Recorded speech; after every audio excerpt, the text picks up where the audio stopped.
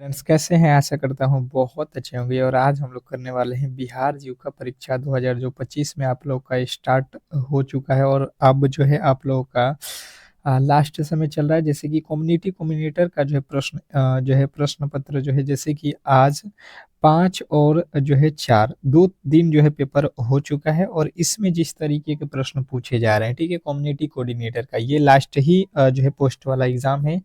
अब ये 15 तक चलेगा लास्ट, क्योंकि इसमें ज़्यादातर जो है छात्रों ने फॉर्म को भरा था कम्युनिटी कोऑर्डिनेटर में और सबसे ज़्यादा सीट भी इसी में है, लमसम 1100।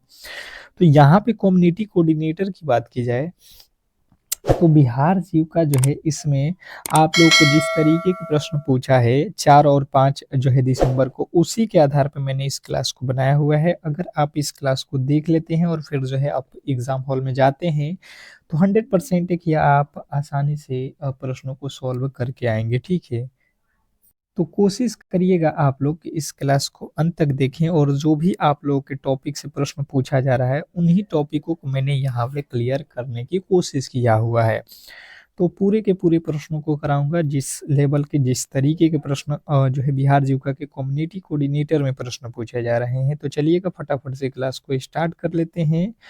और जिनका भी पेपर आगामी आने वाले दिनों में होने वाला है तो आप लोगों से रिक्वेस्ट रहेगा कि क्लास को लाइक करके चैनल को सब्सक्राइब जरूर कर लेंगे, क्योंकि इस तरीके की जो क्लास है आप लोग को हम डेली ही प्रोवाइड करेंगे।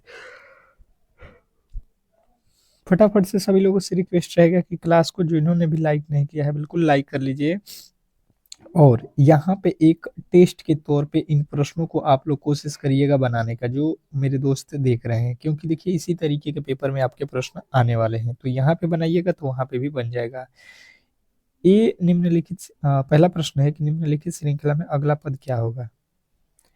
यहाँ पे जो है आप लोग रीजनिंग का प्रश्न है तो अगला पद जो है अब बताना है। बिल्कुल थोड़े से आप लोगों को लॉजिकली सोचना है, फिर जो है आप इन प्रश्नों को अच्छे तरीके से हैंडल कर सकते हैं। जैसे समझने की कोशिश करेंगे, 3 से 7 हो गया, मतलब आप 4 जोड़े हो। 7 से 15, 7 8 15 होता है। 15 से 31 16 जोड़े हो। इसके आगे देखो, 4 दूना 8, 8 दूना 16, तो 16 में 2 से गुणा करेंगे, 16 दूना 32, 31 में 32 जोड़ दो, कितना आएगा आपका, हो गए 33। और 33 जिन्होंने भी बताया है, सॉरी 31 और 32 कितना होता है, 63 होता है ना, कितना होता है 63। 63 जिन्होंने भी बताया है ऑप्शन नंबर सी तो बिल्कुल राइट उत्तर है। अगला प्रश्न आपके सामने है यहाँ पे कि जो है यदि किसी कुट भाषा में रिवर को जो है ये लिखा जाता है तो उसी कुट भाषा में इसको क्या लिखा जाएगा। अब चलिएगा कोडिंग डिकोडिंग का प्रश्न है। बिल्कुल बहुत अच्छा, बहुत बेहतरीन। जिसे समझने की कोशिश करेंगे, आर के बाद लिखा हुआ है एस, आर के बाद लिखा हुआ है एस, और आई के बाद आई ही लिखा है, भी के बाद आर लिखा है, ई को एफ लिखा है, एस को आर लिखा है। तो थोड़े से लॉजिकली आपको सोचना है। यहाँ पे जो है आर के बाद आता है यस, तो ओ के बाद आता है पी, ठीक है। अच्छा जी, कोई दिक्कत नहीं है। आई को आई लिखा है, यानी सी को क्या लिखना पड़ेगा, सी। यहाँ पे डी वाले जो भी मेरे दोस्त है बिल्कुल गलत हो जाएंगे, ठीक है। अब देखिए उसका अगला भी को लिखा है आर। भी होता है कितने पे, 18 पे। भी होता है 22 पे, 18 पे होता है जो है आप लोगों का कितना, आर। यानी कि यहाँ से कितना कॉमन किया गया है, 4। यहाँ पे देखिए, यहाँ से अगर 4 कॉमन करते हो तो आपका ई होता है 5 पे, ये हो जाएगा। यानी कि जो है इस तरीके से नहीं है, यानी कि ये वाला लॉजिक नहीं है। आपको देखना है भी से लिखा है यहाँ पे यार, यहाँ पे जो है यू होना था, ठीक है। यहाँ पे टाइपिंग एरर है, यू है, एक माइनस किया गया है। उसी प्रकार ई से एक माइनस करेंगे तो हो जाएगा आपका डी। और डी जो है आप लोगों को देख लेना है ऑप्शन नंबर जो कि बी वाला जो है सही हो जाएगा, ठीक है। अगला प्रश्न देखिए, लिखा हुआ है कि विषम जो है चुनना है, वो ऑड ऑन आउट निकालना है, ठीक है। आपको अलग जो है यहाँ पे चुनने की कोशिश करना है। तो जैसे कि समझने की कोशिश करेंगे हम लोग, तो जनवरी लिखा है, मार्च लिखा है, जुलाई लिखा है और सितंबर लिखा है। आप कहिएगा कि सभी के सभी ये तो महीने के नाम हैं, तो फिर हम अलग कैसे यहाँ पे छाटेंगे। तो भाई साहब यहाँ पे आपको समझना है कि जनवरी जो है 31 दिन का होता है, मार्च 31 दिन का होता है और जुलाई 31 दिन का होता है, पर सितंबर जो है ये कितने दिनों का होता है, 30 दिनों का होता है। तो ये तो तीनों के तीनों 31 दिन वाले हैं और सितंबर 30 दिनों का दिन होता है। तो ऑप्शन नंबर जो है आप लोग डी के साथ जाओगे। कह रहा है कि जिस प्रकार गेंद का जो है संबंध फेंकना से है, उसी प्रकार चाकू का संबंध किससे है, ये आप लोग बताएंगे क्वेश्चन नंबर 4। चौथे नंबर प्रश्न का जो राइट उत्तर है, फटाफट से आप लोग को बताना है यहाँ पे कि क्वेश्चन नंबर चौथे का राइट उत्तर क्या होने वाला है। जिस प्रकार गेंद का संबंध फेंकना से है, उसी प्रकार चाकू का संबंध किससे होगा, ये पूछा गया है। तो देखिए गेंद जो है फेंकते हैं तो चाकू से क्या करते हैं, पकड़ना, तेज जो है काटना, तेज करना, मारना। तो देखिए चाकू का काम होता है काटना, ठीक है। जिस तरीके से हम लोग गेंद को फेंकते हैं उसी प्रकार चाकू से हम लोग काटते हैं, ठीक है। अगला प्रश्न आपके सामने है, कह रहा है यहाँ पे कि रमेश पूरब की ओर 10 मीटर चलता है, फिर जो है बाएं मुड़ता है और जो है 5 मीटर चलता है, वह प्रारंभिक बिंदु से किस दिशा में है, ये हम लोगों से पूछ लिया है। अब तो आप कहिएगा कि बिल्कुल नॉर्मल सा बात है भाई साहब, हम तो इजीली सॉल्व कर सकते हैं क्योंकि मैंने तो आपको दिशा बहुत अच्छे तरीके से पढ़ा दिया है। इसने कहा 10 किलोमीटर पूरब, अगर आप यहाँ पे खड़े हो तो पूरब जाना है, यानी कि आपको इधर जाना पड़ेगा, ठीक है, 10 किलोमीटर, ठीक है। यहाँ से आप इधर चले गए 10 किलोमीटर, फिर जो है दाहिने मुड़ना है, दाहिने मतलब आपको नीचे की तरफ जाना पड़ेगा। और 5 किलोमीटर चलने के बाद से कह रहा है कि दाहिने मुड़ने के बाद 5 किलोमीटर चलो, फिर जो है प्रारंभिक बिंदु से आप किस दिशा में, तो देखो प्रारंभिक बिंदु यहाँ पे था, आप यहाँ से स्टार्ट किए हो चलना, आप इस कोने पे आ रहे हो, तो ये कौन सा दिशा हो रहा है, ये तो हो रहा है पूरब आपका, और ये हो रहा है दक्षिण। तो दक्षिण और पूरब के बीच में आप लोगों को लगाना है दक्षिण पूरब। आपके ऑप्शन जो है कौन सा है, सी जो है राइट उत्तर है। अगला प्रश्न देखिए, कह रहा है यदि 5 गुणे 3 बराबर 16, 6 गुणे 4 बराबर 25, तो 8 गुणे 2 बराबर क्या होने वाला है। अब ये तो बिल्कुल सिंपल सा लॉजिक है भाई साहब, यहाँ पे तो कोई ज़्यादा जो है आपको लॉजिक भी नहीं लगाना है। यहाँ पे देखिए आप कहिएगा कि 5 गुणे 3 करना है, तो 5 3 15 हो जाएगा, और 15 में एक एक्स्ट्रा जोड़कर 16 लिखा हुआ है, ठीक है। उसी प्रकार यहाँ पे 6 चौका 24, 24 में एक जोड़ के 25 लिखा हुआ है, तो 8 में 2 से गुणा कर दो आप, 8 दूना का कितना लिखोगे 16, 16 में एक जोड़ दो कितना हो जाएगा 17, और 17 यदि आपने बताया है ऑप्शन नंबर बी, तो बिल्कुल राइट उत्तर है। अगला प्रश्न है, यदि पंक्ति में ए बाईं ओर से 12वें स्थान पे, बी जो है दाईं ओर से 15वें स्थान पे है, वे यदि वे अपने स्थान बदल लेते हैं तो ए बाईं ओर से 20वें स्थान पे हो जाता है, तो पंक्ति में कितने व्यक्ति हैं, ये आप लोगों से पूछा गया है। अब तो ये प्रश्न आप लोगों को घुमाने वाला है, ठीक है, थोड़े से जो है प्रॉब्लम क्रिएट करने वाला है, पर हम हैं तो कोई दिक्कत होने वाला नहीं है, ठीक है। ये जो है बाईं ओर से, ये बायां हिस्सा है, यहाँ से आप चलोगे तो ये जो है यहाँ पे कितने नंबर पे आ रहा है, आप कहिएगा 12वें नंबर पे। कह रहा है कि बी जो है दाईं ओर से 15वें नंबर पर, बी जो है दाएं ओर से इधर से आ रहा है, तो बी जो है यहाँ पे 15वें नंबर पे हो रहा है, ठीक है। उसने कहा कि यदि वे अपना स्थान बदल लें, अपना स्थान बदल लें मतलब बी यहाँ पे आ जाएगा और ए यहाँ पे चला जाएगा, ठीक है। ये दोनों ने अपना स्थान बदल लिया, तो कह रहा है कि ए दाईं ओर से जो है 20वें स्थान पे, ए जो है दाहिना ओर से, ये जो ए है अब जो है यहाँ पे है, तो ये 20वें नंबर पे चला गया, 20वां नंबर, इसका स्थान दाएं से 20वां हो गया। और इधर से देखिएगा, इधर से कितने लोग हैं 15, बी जो है 15वें नंबर पे था और इधर से ये 20 हो गया, तो 15 और 20 जोड़ दो कितना हो जाएगा 35। क्या 35 लोग हैं, तो कहिएगा बिल्कुल गलत हो जाएगा, क्योंकि देखिए हम लोग जो जहाँ पे खड़े हैं इसको इधर से भी काउंट किए हैं और इधर दाएं से और बाएं से दोनों तरफ से काउंट किए हैं, तो एक माइनस कर देंगे क्योंकि यहाँ पे 2 बार नहीं है, तो 34 हमारा राइट उत्तर है, ऑप्शन नंबर सी 2 बार से प्रिंटेड हो गया है, 34 34 34 आपका राइट उत्तर है।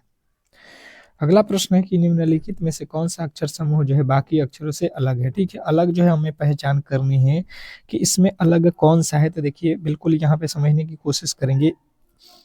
ए के बाद सी, सी के बाद ई, मतलब 1 पे होता है, फिर 3 पे होता है, फिर 5 पे होता है, हर बार 2 जोड़ा है। एफ 6 और एच 8, फिर जो है 10, दो दो का यहाँ पे भी गैप है। के होता है 11 और एम होता है 13, ओ होता है 15, यहाँ पे भी 2 जोड़ा है। क्यू होता है 17, एस होता है 19, 2 जोड़ा है 19, और ये होता है 22 पे और ये 19 पे होता है, तो देखिए 3 ठो जोड़ दिया, मतलब अलग जो है आपका ऑप्शन नंबर डी हो गया। अगला प्रश्न देखेंगे आप लोगों के सामने है कि डीओजी डॉग को ये लिखा जाता है और सीएटी कैट को क्या लिखा जाएगा, इसी के आधार पे आप लोगों को बताना है। सिंपल सा लॉजिक है। आप कहिएगा भाई साहब यहाँ पे जो यहाँ पे कंडीशन रखा हुआ है इसको सबसे पहले हम लोग समझते हैं कि यहाँ पे डी का कोड कितना होता है, कहिएगा 4, ओ का कोड कितना होता है 15, जी का कोड कितना होता है 7, और यही के यही लिखा गया है। ठीक है, बिल्कुल यही यहाँ पे लिखा गया। हमसे किसका पूछा है, सी ए टी को लिखा बताना है। सी होता है 3 पे, ए होता है 1 पे, टी होता है 20 पे। 31 20 जो है आप लोगों को बताना था, जो कि ऑप्शन नंबर बी में दिया गया है। आशा करता हूं कि आप इसको आसानी वे में समझ गए होंगे। नेक्स्ट प्रश्न, अगला प्रश्न आपके सामने है, देखिएगा और समझने की कोशिश करेंगे कि यदि एक व्यक्ति की ओर इशारा करते हुए एक महिला ने कहा कि वह मेरे भाई के पिता की इकलौती बेटी का पति है, वह व्यक्ति महिला से कैसे संबंधित है, ये आप लोगों को बताना है। अब बताइएगा आप लोग इस प्रश्न का जो राइट उत्तर है वो क्या होने वाला है। चलिएगा अब समझने की कोशिश करते हैं। एक व्यक्ति की ओर इशारा करते हुए एक महिला ने कहा कि वह मेरे भाई के एक महिला कह रही है कि वह महिला ने कहा कि वह मेरे भाई के पिता, वह मेरे भाई के पिता मतलब उस महिला के पिता की इकलौती बेटी का पति है। महिला जो है उसका भाई है, भाई के पिता मतलब उसका पिता, पिता का इकलौती बेटी कौन है, अपने पिता की इकलौती बेटी, यानी खुद की कह रही है कि बेटी का जो है पति है, यानी कि इसका क्या लगेगा, वह व्यक्ति तो पति लगेगा भाई साहब। बिल्कुल सिंपल सा लॉजिक है। कह रही है महिला कि एक व्यक्ति के बारे में कि जो है वह मेरे पिता के, वह मेरे भाई के पिता, वह मेरे भाई के पिता मतलब इसके पिते की इकलौती बेटी, मतलब अब अकेले बेटी होगी तो यही तो होगी अकेले, और उसका पति तो पति, उसका पति मतलब इसी का पति हो जाएगा। नेक्स्ट प्रश्न देखिएगा, यहाँ पे कह रहा है 7 13 25 49, तो अगला पद क्या होने वाला है। श्रृंखला से रिलेटेड प्रश्न है, बिल्कुल सिंपल सा लॉजिक से आपको समझना है। यहाँ पे अगर हम करेंगे 7 का जो है 13 करना है तो 7 में 2 से गुणा कर देंगे, 1 घटा देंगे, 7 दूना 14, इससे 1 जाएगा 13। फिर जो है 13 लिखेंगे, 13 का 2 गुना करेंगे और -1 कर देंगे, 13 दूना 26 में से 1 जाएगा 25। फिर यहाँ पे लिखेंगे 25, 25 का जो है 2 गुना करेंगे, माइनस का 1 कर देंगे तो 25 दूना 50 में से 1 जाएगा 49। उसी प्रकार 49 का 2 गुना करेंगे और -1 कर देंगे तो 49 दूना कितना हो जाएगा 58, 58 में से 1 जाएगा आपका 58 में से 1 जाएगा कितना 97। 97 जो है आपका बिल्कुल राइट उत्तर ऑप्शन नंबर बी में दिया गया है। यदि 1 जनवरी 2025 को बुधवार था तो 1 जनवरी 2026 को कौन सा दिन होगा। अब देखिए यहाँ पे समझने वाली बात है, यहाँ पे बोला गया है कि 1 जनवरी 2025 को बुधवार था, ठीक है। तो यहाँ पे बुधवार, यहाँ पे देखिए 2025 जो है कौन सा ईयर है, तो ये सिंपल ईयर है 2025 में, क्योंकि 4 से भाग नहीं लग रहा है। तो 2026 में कौन सा दिन होगा, तो 2026 में जाना है हम लोगों को, तो बुध के बाद से देखिए बुधवार है तो बुध में आप लोगों को +1 करना है, क्योंकि देखिए लीप ईयर नहीं है ये, 2025 क्या है साधारण वर्ष है, 4 से भाग नहीं लग रहा है। तो आप जब भी देखोगे जिस ईयर में 4 से भाग नहीं लगेगा, उसके अगला साल अगर आपको कोई दिन निकालना हो अगर, तो आप उसमें एक जो है दिन बढ़ा के बता देना, ठीक है। जैसे बुधवार है तो बुध के बाद एक आपको बढ़ा देना है, गुरुवार हो जाएगा। 1 जनवरी को ही यहाँ पे पूछा गया था, ठीक है, लेकिन अगला साल पूछा गया था। अगला प्रश्न देखिए कह रहा है कि निम्नलिखित में से कौन सा अक्षर नहीं बनाया जा सकता है। निम्नलिखित में से कौन सा अक्षर है जो यदि आपके पास ये सभी वर्ड दिए गए हैं इसके अक्षर से जो है नहीं बनाया जा सकता है। तो सबसे पहले आप लोगों को इन सभी के सभी अक्षरों को अच्छे तरीके से ध्यान देना है, ठीक है।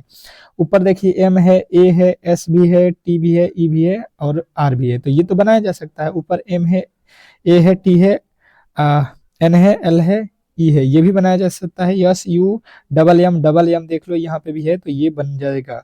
उसके बाद से देखो यहाँ पे आपका टी है, कोई दिक्कत नहीं है। आर है आपके, इसमें आर है, देखिए ऊपर आर है, कहीं पर भी आर नहीं है, इसलिए हम ऑप्शन नंबर डी नहीं लिख सकते हैं।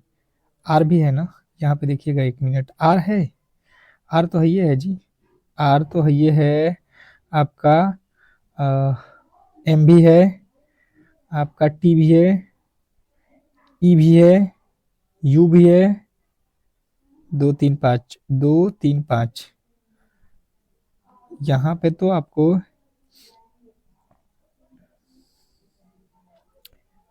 अब देखिए यहाँ पे एक अक्षर मिसिंग हो गया है, ठीक है। यहाँ पे एल भी था, इसमें जो है छूट गया है, ठीक है। इसमें आप देखिएगा, नहीं, आपका जो ऑप्शन है यहाँ वाला सही हो जाएगा। एल जो है देखिएगा इसमें है, एल नहीं है, ऑप्शन नंबर बी सही है, बी नहीं बनाया जा सकता है। अगला प्रश्न देखिए, कह रहे हैं वह संख्या चुने जो समूह से संबंधित नहीं है। वह संख्या चुनना है जो समूह से संबंधित नहीं है। देखिए समूह से संबंधित नहीं है, 1 8 27 64 80। जैसे समझने की कोशिश करेंगे तो एक जो होता है, एक का क्या होता है, घन होता है। 8 जो होता है 2 का घन होता है। 27 जो है 3 का घन होता है। और 64 जो है 4 का घन होता है। 80 जो है किसी भी संख्या का घन नहीं होता है, तो अलग कौन सा है, 80। ठीक है, नेक्स्ट प्रश्न।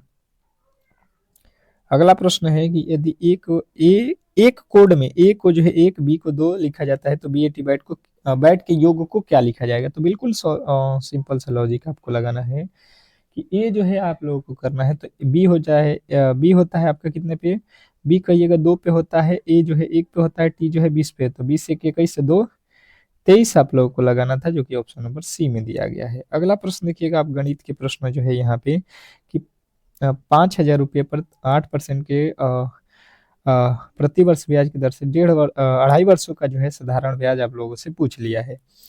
आप क्या करिएगा, सिंपल सा लॉजिक है, साधारण ब्याज निकालने का फॉर्मूला मैंने आप लोगों को कराया हुआ है कि एस आई बराबर क्या होता है, मूलधन, मूलधन कितना है 5,000, मूलधन गुणे समय गुणे दर बटा 100। यहाँ से 2 जीरो से ये 2 जीरो काट लेना है। अब जो है एक अंक से ये पॉइंट यानी कि जीरो हट जाएगा। यहाँ से आप 10 लिखते, 10 से ये जीरो कट जाता है। 25 25 125 60 है, कितना होता है 1000, जो है आप लोग का राइट उत्तर हो जाएगा। आप गुणा कर लेना, आपका ऑप्शन नंबर सी आ जाएगा। अगला प्रश्न आप लोगों के सामने है कि यदि 2/5 को प्रतिशत में बदला जाए तो क्या मान होगा इसका। तो आप कहिएगा, बिल्कुल सिंपल सा लॉजिक है यहाँ पे, कोई इसमें तो ज़्यादा जो है दिक्कत भी नहीं होगा। परसेंटेज में चेंज करना है तो 2/5, और परसेंटेज निकालना है किसी भी संख्या का तो गुणे 100 करना है। 5 के पहाड़ में 20 25 100, 20 में 2 से गुणा कर देंगे, 20 दूना का 40 जो है हम लोग का परसेंट राइट उत्तर ऑप्शन नंबर सी हो जाएगा। अगला प्रश्न है ये कि 5 संख्याओं का औसत 18 है।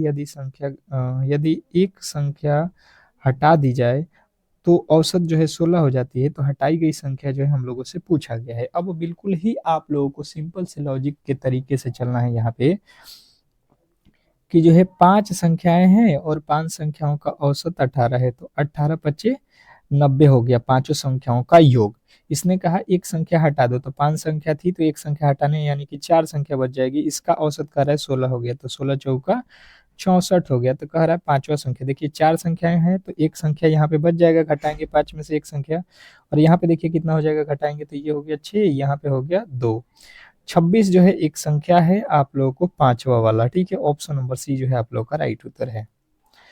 अगला प्रश्न है कि यदि एक वस्तु को 720 रुपये में बेचने पर 10% की हानि होती है, 20% लाभ कमाने के लिए वस्तु को कितने में बेचा जाना चाहिए। ये प्रश्न आप लोगों से पूछा गया है। बताने की कोशिश करेंगे सभी लोग कि जो है इस प्रश्न का राइट उत्तर क्या होने वाला है। जैसे कि समझने की कोशिश करेंगे हम लोग, 720 में बेचने पर, ठीक है, 10% की हानि होती है। 720 में बेचने पर 10% की हानि होती है, तो 20% लाभ। तो देखिए हमने क्या किया है कि 100 वाला सामान 80 में ही बेच दिया था, इसलिए 10% का हानि हुआ है ना, तो 90 में बेचा है। फिर हमें 20% का लाभ कमाना है, तो 120/100 करेंगे। ये 100 से 100 कट जाएगा, ये 1 जीरो से 1 जीरो, 9 8 72 80 हो जाएगा, 80 12 8 96, 960 रुपये में बेचना पड़ेगा, तो हमें 20 रुपये का लाभ हो जाएगा, ठीक है। नेक्स्ट प्रश्न, अगला प्रश्न देखिए, कह रहा है कि दो संख्याओं का अनुपात यहाँ पे दिया गया है, यदि प्रत्येक संख्या में 5 जोड़ दिया जाए तो नया जो है अनुपात है ये हो जाता है। तो संख्याएं जो है हम लोगों से पूछा जा रहा है कि वह संख्याएं कौन कौन सी थी। तो बिल्कुल सिंपल सा लॉजिक आप लोगों को लगाना है कि दो संख्याएं हैं, एक है 2x और एक है 3x। क्यों? क्योंकि इसमें अनुपात मानना पड़ेगा, अनुपात में है तो x मानना पड़ेगा। इसमें 5 जोड़ना है तो 5 आप जोड़ दो, वह रहा है प्रत्येक संख्या में 5 जोड़ने पर ये हो जाता है 5/7। अब तिरछा तिरछी गुणा कर देना यहाँ पे 7 दूना का 14x, 7 पचे 35, फिर 5 से गुणा कर दो, 3 पचे 15 प्लस 5 पचे 25। यहाँ पे देखो, यहाँ पे जो है आप लोगों के यहाँ पे 35 है और 25 यहाँ पे है, 25 यहाँ पे प्लस है, इधर आएगा तो माइनस का 25 हो जाएगा बराबर 15x, और ये 14x इधर जाएगा तो माइनस का 14x, 15 में से 14 जाएगा 1x बराबर यहाँ पे कितना हो जाएगा 10। यानी x का वैल्यू 10 है। आपसे पूछा गया है संख्या, तो एक तो संख्या है 2x, तो 2 में 10 से गुणा करेंगे 10 दूना का 20 हो जाएगा, और 10 में 3 से गुणा करेंगे 10 तिया का 30 हो जाएगा। आपका राइट उत्तर ऑप्शन नंबर बी। अगला प्रश्न है कि 196 प्लस 25 का स्क्वायर क्या होने 5 का स्क्वायर क्या होने वाला है। देखिए मैथ का प्रश्न है, 196 वर्गमूल में है तो 196 का रूट कितना होता है 14, 14 का वर्गमूल 196 होता है, 196 का वर्गमूल 14 होता है, प्लस 5 का स्क्वायर 25 होता है, तो 14 25 कितना हो जाएगा आपका 39। ऑप्शन नंबर जो है आप लोग का ये जो है बिल्कुल राइट उत्तर है, इसमें किसी तरीके के डाउट नहीं होना चाहिए। अगला प्रश्न है कि एक कार 50 किलोमीटर प्रति घंटे की गति से चलती है, समय समान दूरी 2 में तय करने के लिए कितनी चाल होनी चाहिए। अब देखिए यहाँ पे कह रहा है कि 4 किलोमीटर चलती है, यहाँ पे 4 होना चाहिए। एक कार 50 किलोमीटर प्रति घंटे से 4 चलती है, 4 घंटे चलती है, तो 50 का किलोमीटर पर घंटा है या 4 घंटा चलेगी, तो ये दूरी टोटल के टोटल 200 चली जाएगी। वही दूरी 2 घंटे में तय करना है तो 2 घंटे से भाग दे तो कितना हो जाएगा 100 किलोमीटर प्रति घंटा चलेगी, तो 2 ही घंटा में 200 किलोमीटर चल जाएगी। अगला प्रश्न है यहाँ पे कि 1/3 का जो है 30% कितना होगा। 1/3 का 30% कितना होगा, तो देखिए 1/3 का 30% यानी 30/100, यहाँ से 1 0 से 1 0, 3 से 3 कट गया, यानी कि बचेगा 1/10। 1/10 का मतलब होता है 0.1। 0.1 जो है आप लोगों को राइट उत्तर करना था, ये दोनों में ही छप गया है, दोनों ही राइट उत्तर है। अगला प्रश्न है कि यदि एक वृत्त का व्यास जो है 14 सेमी है तो इसका क्षेत्रफल जो है क्या होने वाला है। तो देखिए वृत्त का जो है व्यास दिया हुआ है हम लोगों के पास, तो सबसे पहले यहाँ पे हम ये देखेंगे कि वृत्त का जो है त्रिज्या क्या होने वाला है। तो व्यास का आधा होता है त्रिज्या, यानी कि 14/2 कर देंगे तो आर का वैल्यू हो जाएगा 7। इसने कहा है क्षेत्रफल, तो क्षेत्रफल निकालना है तो एरिया बराबर हो जाएगा, वृत्त के क्षेत्रफल होता है पाई आर स्क्वायर, तो पाई का वैल्यू रख देंगे 22/7 गुणे आर का वैल्यू कितना हो जाएगा 7 का स्क्वायर, यानी कि 7 गुणे 7। एक 7 से एक 7 कर जाएगा, 22 में 7 से 7 दूना का 14, यानी 154 जो है आपका राइट उत्तर हो जाएगा। अगला प्रश्न आपके सामने है यहाँ पे 15 और 25 का लघुत्तम समापवर्तक जो है आप लोगों को यहाँ पे निकालना है, यानी कि एलसीएम। ठीक है, 15 और 25 का जो है एलसीएम आप लोगों को निकालना है, बिल्कुल सिंपल सा लॉजिक से निकालना है। आपको छोटे क्लासों में बताया गया होगा 15 और 25 का जो है लॉजिक किस तरीके से निकाला जाता है। यहाँ से 5 से काटोगे 3 हो जाएगा, और यहाँ से आपको क्या करना पड़ेगा 5 बचे 25। अब देखो 5 है, फिर 3 बचा हुआ है, फिर 5 बचा हुआ है, 5 बचे 25 तिया 75, हमारा बिल्कुल राइट उत्तर हो जाएगा ऑप्शन नंबर सी। अगला प्रश्न है कि 2000 रुपया पर एक वर्ष के लिए जो है 10% चक्रवृद्धि 10% प्रति वर्ष की दर से अर्धवार्षिक जो है संयोजित चक्रवृद्धि ब्याज ज्ञात करें। अब चक्रवृद्धि ब्याज ज्ञात करना है तो आपको सूत्र मालूम है, यहाँ पे 10% है, तो यहाँ से एक ट्रिक लगाइए। 10% है, यानी 10% का मतलब होता है 1/10। 10% यानी कि 10 लिखोगे और बट्टा में 100 लिखोगे तो 1 0 से 1 0 कट जाएगा, यानी 1/10। यानी इसका मतलब हुआ कि 10 से हो जाएगा ये ब्याज बढ़ के 11 एक साल में। ठीक है, ये कह रहा है कि हर अर्धवार्षिक हो रहा है, यानी कि दर का आधा, दर का दूना, और समय के दूना और दर का आधा करना पड़ेगा। यहाँ पे आप अर्धवार्षिक लोगे, यानी 10% प्रति वर्ष है, तो यहाँ पे आपको 5% ही देना पड़ेगा, क्योंकि साल में 2 बार देना है, तो 5/100 करोगे, यानी कि 1 हो जाएगा 20/100, यानी 20 से 1 हो जाएगा 21। ठीक है, यानी आप कहोगे 20 वाला सामान 21 में मिलेगा। ठीक है, अब देखिएगा यहाँ पे 20 का जो है आप लोग 2 साल है, एक वर्ष है, तो एक का डबल करोगे 2 वर्ष हो जाएगा, 21 का स्क्वायर कर दोगे, 20 का होता है 400, ये 21 का हो जाएगा कितना, 441। यहाँ से तो आपका नहीं निकल रहा है जी, 41 आ रहा है। अच्छा, इसको सूत्र से ही सॉल्व कर लो। मूलधन गुणे, यहाँ पे कर लो मूलधन गुणे P into 1 plus R. R का वैल्यू कितना रखना पड़ेगा, 5। क्यों, क्योंकि जो है अर्धवार्षिक लिखा हुआ है और समय का 2 गुना, 1 वर्ष लिखा है तो 2 वर्ष लिखोगे। ये हो जाएगा 2020 पचे 100, तो कितना हो जाएगा 21/20 गुणे 21/20। ठीक है, यहाँ से अब कर लो 20, एक में 20, फिर 100 हो गया, 20 पाँचे 100, 21 में 21 से गुणा कर लो 5 से, 21 इक्कीस 441 में, फिर 5 से, 5 एक में 5 और 5 दून 5 पच्चीस 5 चौका 20, 5 22, कितना हो गया 2205। और हमारे पास पैसा मूलधन में कितना था, 2000 था, तो हमने ब्याज के रूप में कितना दिया है, यहाँ पे देख लो 2000 तो हमारा ही पैसा था, 2200 हम दिए हैं, यानी ब्याज के रूप में हम दिए हैं 205 रुपया, ऑप्शन नंबर बी। अगला प्रश्न देखिएगा, लिखा हुआ है कि एक छात्र को पास होने के लिए 33% अंक चाहिए, उसने 125 अंक प्राप्त किया और 7 अंकों से फेल हो गया, अधिकतम अंक जो है कितना था, ये आप लोगों से पूछा गया है। बिल्कुल सिंपल सा लॉजिक है, आप कहिएगा कि भाई साहब 33% पे जो है पास रखा गया है, पर वो छात्र जो है फेल हो गया है, कितना 125 अंक लाकर, 125 अंक लाया है पर 7 अंकों से फेल है, यानी कि 7 अंक और उसको चाहिए था, 7 अंक उसको दे देंगे तो वो पास हो जाएगा। 25 7 कितना हो जाएगा, 132, 132। तो ये कितने के पहाड़े में कट जाएगा, 4 के पहाड़े में, यानी 1% का जब वैल्यू निकालेंगे तो हमें मिल जाएगा यहाँ पे कितना, ये हो जाएगा यहाँ पे 4। ठीक है, तो टोटल जो है हमारा अंक कितना का होगा, 100%, यानी 400 नंबर का हो जाएगा, ऑप्शन नंबर सी। तो इस तरीके से जो है आज की क्लास को हम लोग यहीं पे समाप्त करेंगे। अगर आपको ये क्लास अच्छा लगा हो तो प्लीज़ जो है आप लोग क्लास को लाइक करके चैनल को सब्सक्राइब जरूर कर लेंगे। मिलते हैं नेक्स्ट क्लास में, तब तक के लिए धन्यवाद।